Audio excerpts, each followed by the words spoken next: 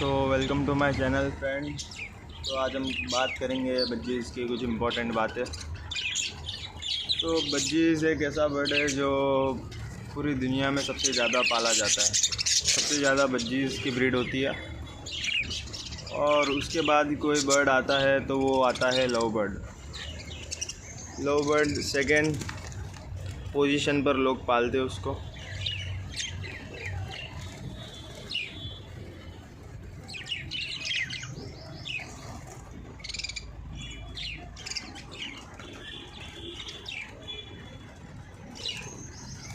तो बज्जीज़ की कई बातें ऐसी है जो आपको जान लेनी चाहिए, क्योंकि बज्जी एक ऐसा बर्ड है जो सारा साल ब्रीड करता है, पूरा साल। तो इसीलिए इसकी वैल्यू भी थोड़ी कम है, क्योंकि इसके बच्चे ज़्यादा होते हैं तो इसकी वैल्यू थोड़ी कम है, क्योंकि ये पूरा साल ब्रीड करता है। बज्जी लोगों को सबसे ज़्यादा पसंद इसलिए आता है क्योंकि इसके अंदर बहुत सारे कलर्स और होते हैं और ये सारा दिन आवाज़ करते रहता है।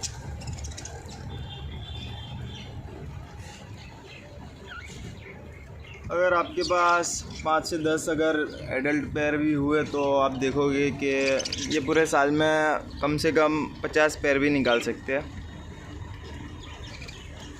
तो ये इतना ज़्यादा ब्रीड करता है और ये इंडिया के अंदर तो ज़्यादातर सभी लोग इसे पालते हैं। अगर बज्जी का आपके पास पट्टा है तो फिर आप कम से कम उसे 3 से 4 महीने के बाद ही उससे ब्रीड लें, या तो मेरी मानो तो फिर आप कम से कम 6 महीने का वेट करें, उसके बाद ही बज्जी से ब्रीड लें। क्योंकि उसमें होता ऐसा है कि बज्जी अगर छोटे होते हैं और ब्रीड करते तो फिर वो एग पर भी बराबर बैठते नहीं, कभी कभी इनफर्टाइल एग्स दे देते, तो उसमें अंडे के चांसेस भी ज़्यादा ख़राब होते हैं और बच्चे सही से पाल भी नहीं पाते। तो कम से कम 6 महीने का वेट करें। अगर आपको ऐसा लगे कि पूरा एडल्ट है तभी उसको मटकी दें। और बज्जी का साइज़ सबसे ज़्यादा इम्पोर्टेंट है, क्योंकि बज्जी का साइज़ इसलिए इम्पोर्टेंट है क्योंकि जितना बड़ा अगर बज्जी होगा इतनी अच्छी क्वांटिटी के वो एग्स देगा और उतनी ही अच्छी साइज़ के उसके एग्स भी होंगे। अगर छोटा बज्जी होगा तो फिर उसकी साइज़ भी छोटी होगी, उसके एग की साइज़ भी छोटी होगी, तो उसमें एग ख़राब होने के चांसेस भी ज़्यादा है। तो मेरी मानो तो बज्जी की साइज़ डिपेंड करती है और साइज़ बढ़ाने के लिए आपको केज प्रॉपर साइज़ का बिल्कुल देना चाहिए। अगर छोटा केज होगा तो फिर उसके अंदर बज्जी अच्छे से उड़ नहीं सकेगा और उसकी हेल्थ अच्छी नहीं होगी। तो बज्जी की साइज़ ज़्यादा डिपेंड करती है और इनको आप सॉफ्ट फूड दें जिससे इनकी हेल्थ अच्छी रहे और ब्रीड अच्छी करें, इनफर्टाइल एग्स ना दें। ये कुछ बातें जो आपको याद रखनी है, तो ब्रीड अच्छी होगी। और ये एक ऐसा बर्ड है जो गर्मी में भी ब्रीड करता है, अगर इसको टेम्परेचर अच्छा मिल जाए तो। ये देख सकते हैं आप इसकी टेल। पूंछ का लंबा होना भी ज़रूरी है